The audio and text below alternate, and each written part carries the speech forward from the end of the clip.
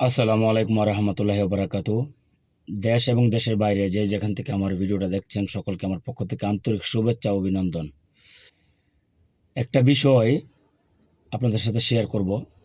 বিষয়টা হচ্ছে, আমি যখন প্রথম সৌদি আরবে আসছিলাম বা আসার আগেও আমি দেখতাম আমার ফ্রেন্ড সার্কেলের মধ্যে বা পরিচিতর মধ্যে, আত্মীয়র মধ্যে অনেকেই প্রবাস জীবন কাটাইছে। কেউ কেউ আপনার 10 বছর, কেউ 15 বছর, কেউ 20 বছর। তারপরও দেখা গেছে এত লং টাইম প্রবাস জীবন কাটানোর পরেও দেশে গিয়ে আপনার ব্যবসা বাণিজ্য করার মতো তাদের কাছে অর্থ থাকে না, টাকা থাকে না। তখন আমি ভাবতাম, একটা মানুষ দেশে 15-20 হাজার টাকা কামাইতো, ইনকাম করতো, বিদেশের মাটিতে গিয়ে 60-70 হাজার, 80 হাজার, কেউ কেউ 1 লাখ 1.5 লাখ টাকা কামায়।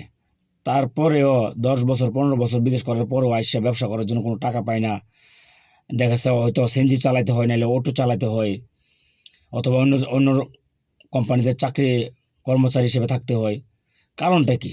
এত বছর টাকা কামাই করার পরে সে চাকরি করবে কেন? আইসা ব্যবসার জন্য টাকা পাবে না কেন? তো আমি যেটা মানে গবেষণা করে দেখলাম যে আসল কারণটা আমি খোঁজার চেষ্টা করতেছিলাম যে এই কারণটা আসলে কি। এখন যখন আমি নিজে প্রবাসী, আমি এখানে আসার পরে আমার যে শুভাকাঙ্ক্ষী যারা আছে তাদের সাথে কথা বলে দেখলাম, কেউ 10 বছর 15 বছর তারা আছে, এরকম লোকও আছে, 20 বছরের উপর আছে, 25 বছর যাবত আমাদের কোম্পানিতে আছে, এরকম লোক আছে। তাদের সাথে কথা বলে যেটা বুঝলাম, তাদের পুরো হিস্টোরিটা জানলাম আর কি। জানার পরে আমি যেটা বুঝতে পারলাম যে আসলে প্রবলেমটা কোন জায়গাতে, সমস্যাটা কোন জায়গায়। আসলে সমস্যাটা হচ্ছে আপনার, প্রথমত 5-6 লাখ টাকা দিয়ে আসে। আমরা কিন্তু জানি যে স্টার্টিং আপনার যখন শুরুতে আপনার স্যালারিটা কিন্তু একটু কম থাকে। পরে আস্তে আস্তে যখন আপনার সময় যাবে তখন আস্তে আস্তে স্যালারিটা আপনার বাড়ে। তো প্রথম অবস্থায় স্যালারিটা কম থাকার কারণে দেখা গেছে একটা লোক 6 লাখ টাকা এই যে হ্যাঁ যে একটা লোক 6 লাখ টাকা যে আপনার লোন নিছে বা ধার দেনা করছে, বা জমি জমা কর দিয়ে নিয়ে আসছে, অথবা কিস্তির উপর টাকা নিয়ে আসছে, বা সুদের উপর টাকা নিয়ে আসছে, তার টাকাটা পরিশোধ করতে 2 বছর সময় লাগে। 2 বছর সময় লাগে তার টাকাটা পরিশোধ করতে। 2 বছর পর থেকে কি শুরু হয় আপনারা দেখেন। 2 বছর লাগার একটা কারণ আছে। দেশে যখন আপনার 15,000 20,000 টাকা ইনকাম করতো, সেই অনুপাতে কিন্তু সে তার ফ্যামিলিটা চালায় নিত। সেই হিসাবে কিন্তু তার ব্যয়টা ওই রকমই ছিল, তার ইনকামের উপর হিসাব করে কিন্তু তার ব্যয়টা ছিল। কিন্তু এখন যখন সে 70,000 80,000 টাকা সে কামাইতেছে, ঠিক আছে, ঠিক তখন তার ব্যয়টা, যেটা আগে যে খরচটা করতো, এই খরচটা দ্বিগুণ হয়ে গেছে বা তিনগুণ হয়ে গেছে। অর্থাৎ তার ইনকামের সাথে তার খরচটা ব্যালেন্স থাকতেছে অল টাইম তার ব্যালেন্স থাকতেছে। এটা হচ্ছে একটা প্রবলেম। কারণ তার ইনকামের সাথে সাথে তার ব্যয়, তার খরচটা হচ্ছে সে বাড়ায় ফেলছে। কিন্তু কথা ছিল কি, সে তার খরচটা লিমিটেশন রাখবে, আগে যে জায়গায় ছিল ওই জায়গায় রেখে সে এখানে বাড়তি যে টাকাটা ইনকাম করতেছে সেটা সে সঞ্চয় করবে, এবং সেটা একটা সময়ের পরে সে বিজনেসে ইনভেস্ট করবে। হ্যাঁ, তার মনের মতো করে সে একটা ব্যবসা দিবে, দেশে চলে যাবে। এই থিওরিটা যদি সে প্রয়োগ করতো, তাহলে সে 4-5 বছরের ভিতরে ইনশাল্লাহ, হ্যাঁ, সে দেশে চলে যেতে পারতো। কিন্তু দেখা গেছে সে এটা করতেছে না। সে প্রথমত সে তার খরচটা বৃদ্ধি করে দিছে, তার খরচটা ডবল হয়ে গেছে।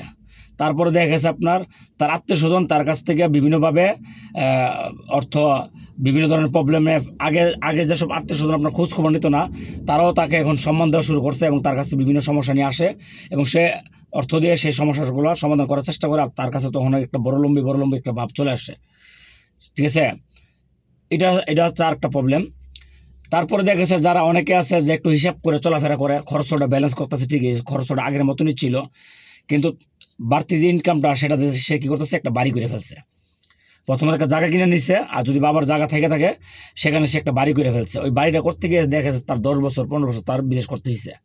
কারণ একটা বাড়ি করতে গেলে আপনার প্রায় 50 লাখ টাকার উপর, 50-60 লাখ টাকা লাগে একটা বাড়ি করতে গেলে। জায়গা টাকা কিনে করতে গেলে কোটি খানি টাকার মতন লাগে। যার যার অবস্থান অনুযায়ী, যার যার ইনকাম অনুযায়ী সে দেখা যাচ্ছে 10 বছর সে সময় ব্যয় করে, 2 বছরে সে টাকা পরিশোধ করে, বাকি যে টাকাটা আছে সেই টাকাটা দিয়ে সে কী করে, একটা জায়গা কিনে তারপর একটা বাড়ি করে। অথচ সে এটা জানে না যে জায়গাটা যে কিনলাম, আমি জায়গাটা যে কিনছি, জায়গাটা একটা বাড়ি যে করছি, বাড়িতে কিন্তু আমার টাকা আসবে না। এই জায়গা আমি কিন্তু কিনছি এই জায়গা বিক্রি করার জন্য না। আমি যদি মানে বিজনেস করতাম, ব্যবসায়ী হিসাবে যদি আমি জায়গাটা কিনতাম, তাহলে হয়তো একটা কথা ছিল যে আমি জায়গাটা কিনছি, আগামী 2 বছর 5 বছর পর আমি জায়গাটা বিক্রি করবো বেশি প্রফিটে। কিন্তু সে জায়গাটা কিনে সে তার জায়গাটা এই টাকাটা কিন্তু তার এখানে ঢুকে গেছে, সে বাড়ি করতেছে, তার টাকাটা কিন্তু ঢুকে গেছে। অর্থাৎ এইভাবে করতে করতে দেখা গেছে 15-20 বছর সে বিদেশ করার পর তখন তার শরীর আর দেয় না, তখন তার বিদেশের কর্মজীবনটা তার কাছে তিক্ততা চলে আসে, তার শরীরটা আপনার দিতেছে না, তখন তার ভিতরে অলসতা চলে আসে, সে বিদেশ করবে না, সে দেশে চলে যাবে। কারণ তখন তার শরীরও তাকে এনার্জি প্রোভাইড করতে হচ্ছে না, কারণ তার যে এনার্জি, বিদেশের মাটিতে কাজ করতে গেলে আপনার অনেক এনার্জি দরকার আছে। এখানে চাল্লি বাল্লি করে আপনার কাজ করলে কাজ হবে না, এখানে স্ট্রং হইতে হবে, স্ট্রং না হলে দুর্বল হলে আপনাকে দেশে পাঠিয়ে দিবে। তো দেখা গেছে সে লং টাইম সে কি করছে, আপনার লং টাইম সে ব্যবসা করে, এই যে সে লং টাইম কি করছে, যা ইনকাম করছে সব ইনকামে সে আলিশান একটা বাড়ি বানাইছে, অনেক সুন্দর একটা বাড়ি বানাইছে। কথাটা কেন বললাম, আমার পরিচিত একজন আছে এরকম, সেই রকম একটা আপনার ডুপ্লেক্স একটা বাড়ি বানাইছে, অনেক সুন্দর একটা ডুপ্লেক্স বাড়ি বানাইছে।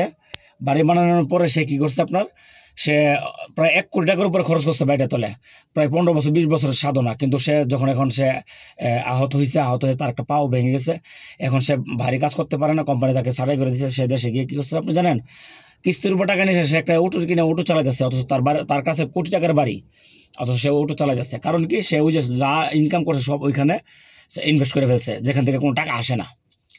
এই এই যে ভুলগুলো, এই ভুলগুলোর কারণে মানুষ মানে লং টাইম বিদেশ করার পরও সে কোনো ফেসিলিটি পাইতেছে না। দেশে যাওয়ার পরে সে কী করছে, আবার বৃদ্ধ বয়সে সে আইসে হয়তো অন্য কোনো জায়গায় দারুণে চাকরি করতেছে, হয়তো বা অন্য জায়গায় কেয়ারটেকারে চাকরি করতেছে, কোনো অফিসে চাকরি করতেছে, না হলে আবার সে যদি একটু ভালো স্বাস্থ্য ভালো থাকে হয়তো সে আবার বিদেশে চলে আসতেছে। অর্থাৎ তার অনেকে কিন্তু কথাটা বলে যে বিদেশে যারা একবার চলে যায় সে দেশে এসে কিছু করতে পারে না, এটার কারণ হচ্ছে এটাই, ঠিক আছে? কারণ তার কাছে করার মতন কিছু টাকা থাকে না, সে ডাইনে বামে খরচ করতে থাকে, আন্দাগুন্দা খরচ করতে থাকে, তার ব্যয় বাড়াই দেয়। তারপরে সে এমন জায়গায় ইনভেস্ট করে যে জায়গার মধ্যে তার কোনো প্রফিট না, যেখান থেকে কোনো টাকা আসে না। অথচ তার করা উচিত ছিল কি, তার ব্যয়টা, আগের যে ব্যয়টা ছিল ব্যয়টা ওই জায়গায় রেখে তার যে প্রফিটটা মানে বিস্তি যে ইনকামটা ছিল সেই ইনকামটা সে একটা পুঁজি করতো, সে এটাকে জমাই সেটা আপনার একটা ডিপিএসের মাধ্যমে জমায় 4-5 বছরের যে একটা পুঁজি হইতো, ওই পুঁজিটা দেশে গিয়ে সে একটা ব্যবসা স্টার্ট করা উচিত ছিল। যখন ব্যবসা স্টার্ট করে ফেলতে পারবে তখন সে কিন্তু এখান থেকে ইনকাম আসবে মোটামুটি আপনি দেখেন 10-15-20 লাখ টাকা যদি একটা ব্যবসা দেয়, আমি বিশেষ করে ইনশাল্লাহ লাখ টাকা ইনকাম করতে পারবে, লাখ টাকা ইনকাম করতে পারবে একটা ব্যবসা। যদি আপনি 20 লাখ টাকা ইনভেস্ট করে একটা ব্যবসা দেয়, লাখ টাকা ইনকাম করার কোনো ব্যাপার না। সে যদি লাখ টাকা ইনকাম করতে পারে তখন সে বাড়িও করতে পারবে, গাড়িও করতে পারবে, জায়গা জমি সব কিছু কিন্তু করতে পারবে, কিন্তু তার ব্যবসাটা কিন্তু রানিং থাকবে। তার যদি কিছু একটা হয়ে যায় তার ফ্যামিলি ব্যবসাটা চালা যেতে পারবে, টেনে যেতে পারবে, ঠিক আছে? কিন্তু আমরা এই জায়গাটায় কিন্তু আমরা ভুলগুলো করতেছি, আর এই ভুলের মাসুলটা আমাদেরকে দিতে হইতেছে সারাটা জীবন। আমরা সারাটা জীবন আমাদের বিদেশ করতে হইতেছে, যার কারণে আমরা কখনোই আমরা উন্নতি হইতে পারতেছি না, কারণ আমরা ব্যয় করতেছি সেই লেভেলে, কারণ যেই লেভেলে ইনকাম আসতেছে সেই লেভেলে আমরা খরচ করতেছি। এজন্য আমার পরামর্শ হচ্ছে আপনারা আসবেন, একটা পরিকল্পনা একটা সেট আপ করে নিয়ে আসবেন, একটা টার্গেট নেবেন যে আমি এত বছর চাকরি করবো, এই প্রবাস করবো, এত বছর প্রবাস করবো, এর ভিতরে এই টাকাটা ক্যাশ করবো, এই টাকাটা দিয়ে আমি আমার সংসার চালাবো, আমি দেশে এসে একটা বিজনেস করবো, যে বিজনেসটা আমি ভালো বুঝি, আমি প্রফিট করতে পারবো, যে বিজনেসটা আমার মাথায় ঢুকে আমার অন্তর থেকে আমার আসে, ওই ধরনের একটা ব্যবসা আমি দিব। আর এলো বাত্তার ব্যবসা দিলে হবে না, অনেক ব্যবসা আছে আপনার প্রফিটটা আপনার দূরত্বে দেখবেন অনেক বেশি, এই ভুলটা কিন্তু আর অনেকে করে। দেখা যাচ্ছে আপনার একটা ব্যবসা দেখছে, একটা বন্ধু একটা ব্যবসা করতেছে, ব্যবসাটা অনেক প্রফিট, সে দেখে সে ওইখানে ঝাঁপে পড়লো না। যে ব্যবসাটা আপনি ভালো বুঝেন, যে ব্যবসাটার প্রতি আপনার ধারণা আছে, আপনি যে ব্যবসাটা টিকতে পারবেন, প্রফিট কম হোক কিন্তু ওই ব্যবসাটা আপনার করা উচিত, ঠিক আছে? যে ব্যবসার প্রতি আপনার ধারণা না, যে ব্যবসার প্রতি আপনার মন থেকে আসে না, ওই ব্যবসা যাওয়া উচিত না আমার হিসাবে। তো সবার কাছে আমার অনুরোধ থাকবে, আপনারা প্রথমে একটা প্ল্যানিং করেন যে বিদেশ যাব, এইভাবে চলবো, ইনকাম বাড়াবো কিন্তু খরচ বাড়াবো না, ব্যয় আমরা বাড়াবো না, ব্যয়টা আমরা আগের যে ব্যয়টা আছে ওই ব্যয়টাতে আমরা রাখবো, এবং আমরা একটা ডিপেস করবো বা আমাদের টাকার সঞ্চয় করবো, একটা টার্গেট নিব, ওই সঞ্চয়ের পরে আমার 15 লাখ 20 লাখ টাকা হলে আমি দেশে গিয়ে একটা ব্যবসা, যে ব্যবসাটা আমি ভালো বুঝি ওই ধরনের ব্যবসা আমি ইনভেস্ট করবো। হ্যাঁ, ব্যবসার ক্ষেত্রে আবার কিছু আছে পরামর্শ আছে আপনার, যেমন মনে করেন আপনার ব্যবসার ক্ষেত্রে আপনি কী করতে হবে, আপনাকে আপনার পুরো টাকাটা আপনি ইনভেস্ট করতে পারবেন না, পুরো টাকাটা ইনভেস্ট করা উচিত হবে না। আপনার ব্যবসা যে আপনার 3 ভাগের 2 ভাগ ব্যবসা ইনভেস্ট করবেন, আর 1 ভাগ আপনার কাছে রিজার্ভ হিসেবে রেখে দিবেন। কারণ ব্যবসা করতে গেলে আপনার কিছু কিছু সময় আপনার ব্যবসায় অনেকে আছে, খুব কম লোকের কপাল আছে যারা ব্যবসার একদম স্টার্টিংয়ে আপনার উপর উঠে যায়, ঠিক আছে? এটার সংখ্যা খুবই কম, কিন্তু অনেক লোক আছে আপনার হুচুট খায় ব্যবসায় উন্নতি করে। তো দেখা যাচ্ছে আপনাকে কিছু ব্যাকআপ রাখতে হবে, যাতে আপনি হুচুট খাইলে যাতে আপনার ব্যাকআপ দিতে পারেন। কারণ ব্যবসা মানে হালাল ব্যবসা মানে আপনার লাভ লস থাকবেই, সুতরাং লসটা থাকলে যেন আপনার ব্যবসাটা, কারণ আপনার যদি ব্যাকআপ না থাকে তারপরে ব্যাকআপের অভাবে আপনার পুরো পুঁজিটা আপনার নষ্ট হয়ে যায়, পুরো ইনভেস্টে আপনার নষ্ট হয়ে যায়। দেখা গেছে আপনি ইনভেস্ট করছেন 15 লাখ টাকা ইনভেস্ট করছেন, আপনার কাছে 5 লাখ টাকা আছে বা 7 লাখ টাকা আছে, তখন দেখা গেছে আপনার 2 লাখ টাকার কারণে আপনার দেখা গেছে আপনার ব্যবসাটা আপনার দাঁড়া করতে পারতেছেন না বা রানিং করতে পারছেন না, বা ধরা খাইছেন 2 লাখ টাকার একটা লস খাইছেন, খাই আসে আপনার ব্যাকআপটা দিতে পারছেন না, পুরো সব 15 লাখ টাকা 14 লাখ টাকা আপনার লস হয়ে গেল। এজন্য একটা পরিকল্পনা করবেন, ওই পরিকল্পনা অনুযায়ী আপনারা চলবেন। হ্যাঁ, দেওয়ার মানে রিজিকের মালিক আল্লাহ, অবশ্যই আপনার আল্লাহর উপর তাওয়াক্কুল থাকতে হবে, সেই অনুপাতে আপনার চেষ্টা চালাতে হবে। কারণ আল্লাহ বলতেছে যে আমি জমিনে তোমাদের জন্য খাদ্যশস্য দিয়ে রাখছি, সেটা তোমাদেরকে তালাশ করতে হবে। জমিন থেকে কিন্তু আপনি চলে আসবে না, আমার খাবার কিন্তু আমার মুখে চলে আসবে না আপনি আমাকে কি করতে হবে, আমাকে তালাশ করতে হবে। আল্লাহ আমার রিজিক দিয়েছে, কিন্তু আমাকে সেটা তালাশ করে খুঁজে বের করতে হবে। তো এরকমভাবে আপনারা পরিকল্পনা করে আপনারা আগায় যান। আপনাদের জন্য আপনাদের জন্য শুভকামনা রইল, এবং আমার জন্য দোয়া করবেন। আমি এরকম একটা সেট আপ করছি, একটা প্ল্যানিং করছি, আল্লাহ যেন আমাকে সহজ করে দেয়, আমি যেন সে প্ল্যানিং অনুযায়ী যেন আমি চলতে পারি, এবং হালালভাবে যেন আমি আমার দেশে যেন আমি একটা ব্যবসা স্টার্ট করতে পারি। ব্যবসা স্টার্ট করার পরে ইনশাল্লাহ সেটা যদি আমি বাড়ি নাও করতে পারি, আমার ফ্যামিলি কিন্তু আরামসে চলে যাবে।